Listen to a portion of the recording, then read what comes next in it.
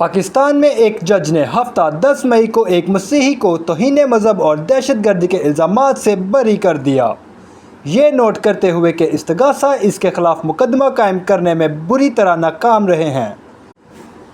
2 نابالغ بچوں کے والد چاند شمعون کو 23 جون 2024 کو گرفتار کیا گیا تھا اور اس پر پاکستان کے توہین مذہب کے قوانین کی دفعہ 295 کے تحت توہین اسلام کا الزام لگایا گیا، جس کی سزا 10 سال تک قید اور انسداد دہشت گردی ایکٹ 1997 کی دفعہ 9 ہے۔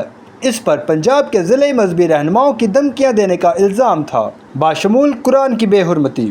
شمعون مسیح کو اس سے قبل 10 اکتوبر 2024 کو لاہور ہائی کورٹ کے 2 رکنی بینچ نے ضمانت دی تھی۔ ڈسٹرکٹ اینڈ سیشن جج ضیاء اللہ خان، جو ساہیوال ڈویژن کی انسداد دہشت گردی کی عدالت کے بھی سربراہ ہیں، انہوں نے شمعون کو پولیس کی طرف سے ان کے خلاف درج کیے گئے بے بنیاد مقدمے سے بری کر دیا۔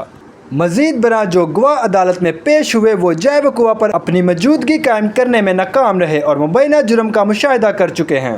ذرائع کے مطابق یہ پہلی معلوماتی رپورٹ کے اندراج میں غیر معمولی تاخیر کے بارے میں عدالت کو معقول وضاحت فراہم کرنے میں بھی ناکام رہی، جو کہ اس کے غلط ارادے کی طرف اشارہ کرتی ہے۔ انہوں نے کہا کہ شمعون کے خلاف پورا کیس غیر سنجیدہ اور من گھڑت تھا۔ اپنے فیصلے میں جج نے نوٹ کیا کہ گواہوں کے متضاد بیانات نے استغاثہ کے کیس کو انتہائی مشکوک بنا دیا ہے۔ معلومات کا قابل اعتماد ذریعہ CRC، جڑے رہیں CRC کے ساتھ۔